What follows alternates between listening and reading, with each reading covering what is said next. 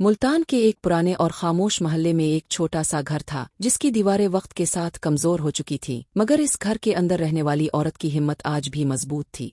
इस औरत का नाम ज़ैनब था।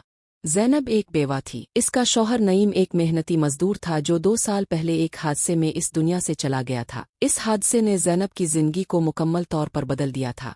पहले जहाँ घर में खुशियाँ थीं, हंसी थी, अब वहाँ खामोशी और जिम्मेदारी थी। ज़ैनब के साथ इसके 2 बच्चे रहते थे। बड़ा बेटा अहमद, जिसकी उम्र तकरीबन 10 साल थी, और छोटी बेटी सारा, जो सिर्फ 7 साल की थी।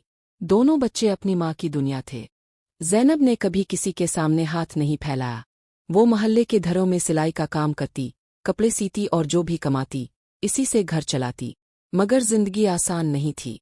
महल्ले में एक शख्स था, शफीक। वो ताकतवर भी था और बदतमीज भी। इसके पास पैसा था और चंद गुंडे भी जो हर वक्त इसके साथ रहते थे। पूरे महल्ले में इसका खौफ था। लोग इसके खिलाफ बोलने से डरते थे। शफीक की नज़र ज़ैनब के घर पर थी।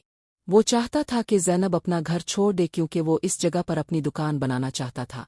कई बार इसने पैगाम भेजे, कभी धमकियों के जरिए, कभी दबाव डालकर, मगर ज़ैनब ने हर बार इनकार कर दिया। एक दिन शफीक ने फैसला किया कि अब वो ज़ैनब को सबके सामने डराएगा ताकि कोई भी इसके हक में ना बोल सके। वो दिन मामूल के मुताबिक शुरू हुआ। ज़ैनब अपने घर के अंदर सिलाई कर रही थी।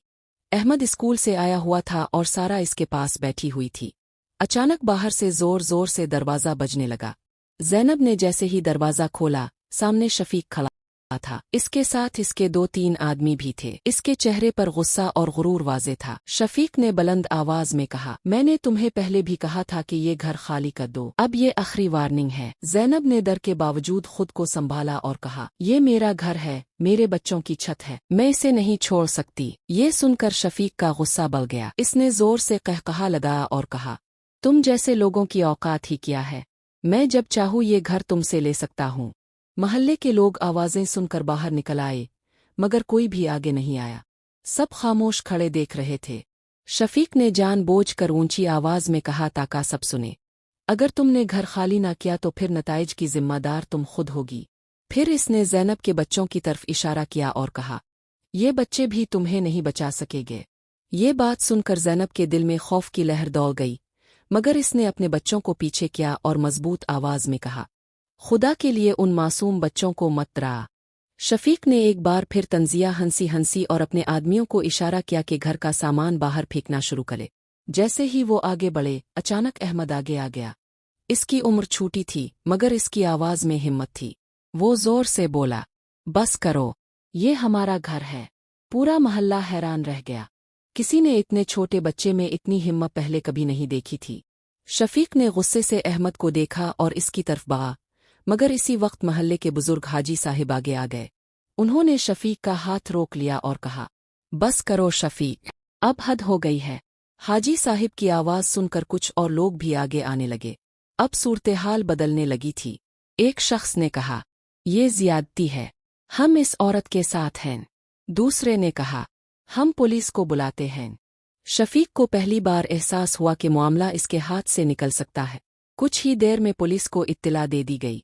माहौल में तनाव बढ़ गया था। जब पुलिस पहुंची तो पूरा महल्ला वहां मौजूद था। हाजी साहिब ने सारा वाकया तफसील से बताया और लोगों ने भी गवाही दी। शफीक ने अपनी ताकत दिखाने की कोशिश की, मगर अब कोई इससे डर नहीं रहा था। पुलिस अफसर ने सख्त लहजे में कहा, कानून के मुताबिक कार्रवाई होगी। शफीक को एहसास हुआ कि अब इसकी धमकियां काम नहीं आएगी। इसे हिरासत में ले लिया गया। इसके गुंडे भी खामोश हो गए। जब पुलिस शफीक को लेकर जा रही थी, पूरा मोहल्ला इस मंजर को देख रहा था। वो शख्स जो कभी सबको डराता था, आज खुद बेबस था। ज़ैनब की आंखों में आंसू थे, मगर ये आंसू कमजोरी के नहीं बल्कि सुकून और शुक्र के थे। अहमद ने अपनी माँ का हाथ पकड़ा और कहा, उम्मी, अब हमें कोई निकाल नहीं सकता ना? ज़ैनब ने मुस्करा कर कहा, नहीं बेटा, जब सच और हिम्मत साथ हो तो कोई जुल्म नहीं जीत सकता। इस दिन के बाद महल्ले की सोच बदल गई। लोगों ने समझा कि खामोश रहने से जालिम और ताकतवर हो जाता है, और अगर सब इकट्ठे हो जाए तो कोई भी जालिम नहीं रहता। ज़ैनब ने अपनी जिंदगी दोबारा संभाल ली।